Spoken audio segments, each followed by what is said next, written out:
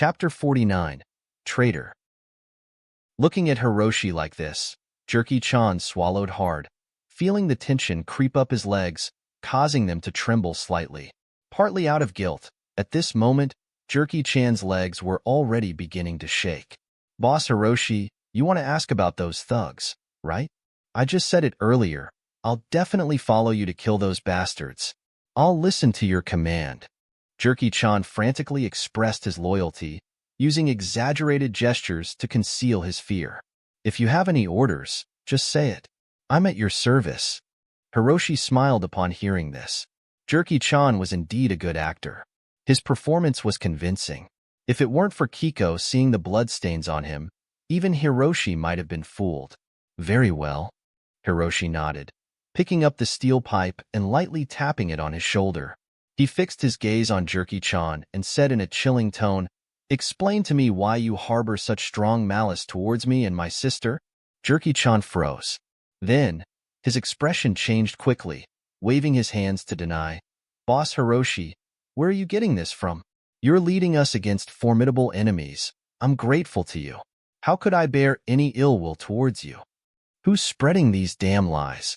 I swear I'll have nothing to do with them. Jerky-chan's face flushed red as he angrily roared, emotions perfectly in place.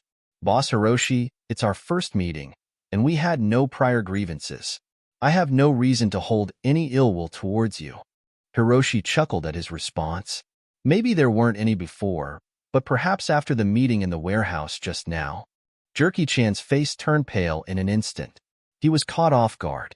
He felt that Hiroshi had guessed his thoughts, leaving him at a loss for words.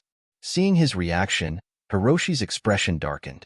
Just as Kiko's ability had foreseen, Jerky-chan wasn't as innocent as he seemed. Speak. Tell me everything. Hiroshi stared expressionlessly at Jerky-chan. If you confess now, I might consider letting you off. Boss Hiroshi, I'm really innocent. Jerky-chan pretended to be pitiful. My family was robbed clean by those thugs. You're like a savior to me. How could I betray you? It's those damn thugs who slandered me? I won't let them off. Jerky-chan's face turned red with anger, his emotional performance reaching its peak. Boss Hiroshi, we've just met. I had no enmity with you before. I have no reason to bear any ill will towards you. Hiroshi smiled again. No reason before, but maybe you do now after the meeting in the warehouse. Jerky-chan's face went white all of a sudden. He was scared. He felt that Hiroshi had guessed his thoughts, leaving him at a loss. Seeing his reaction, Hiroshi's face immediately darkened. Exactly. Kiko's ability hadn't been wrong. Jerky-chan wasn't as kind as he seemed. Speak. Tell me everything. Hiroshi stared expressionlessly at Jerky-chan. If you confess now, I might consider letting you off. Boss Hiroshi, I'm really innocent. Jerky-chan pretended to be pitiful. My family was robbed clean by those thugs. You're like a savior to me. How could I betray you? This is ridiculous. Jerky-chan shouted angrily. I'm just trying to get some food. I can't go up against them, and I don't want to starve to death. I had no choice but to use this method to survive. Boss Hiroshi, please forgive me this time. Hiroshi's anger burned from his chest into his brain, and he held it in with difficulty, sneering, Good. You're really something. We're all thinking about how to kill those locust-like thugs, and you're giving them inside information. Your meal was won at the cost of our lives.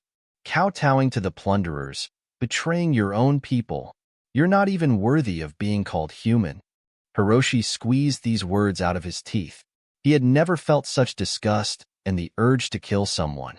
It was because of people like Jerky-chan that those thugs were so rampant.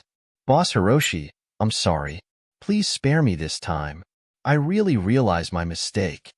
Jerky-chan wailed, kneeling on the ground and knocking his head repeatedly. He knew very well that if Hiroshi decided to kill him, there would be no way he would survive.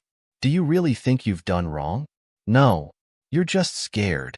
Hiroshi stared at Jerky-chan, his heart unmoved. If it weren't for Kiko noticing something was wrong earlier, Jerky-chan might have already run to the thugs to boast. How else could he be crying and begging for mercy now? Jerky-chan was terrified by Hiroshi's threatening tone. He shook like a sieve, stammering and pleading, Boss Hiroshi, as long as you spare my life, I'll do anything you ask. Initially, Hiroshi wanted to let him go and join Jack, but then a thought flashed through his mind. He slowly put down the steel pipe and looked at Jerky-chan, squinting his eyes and saying gently,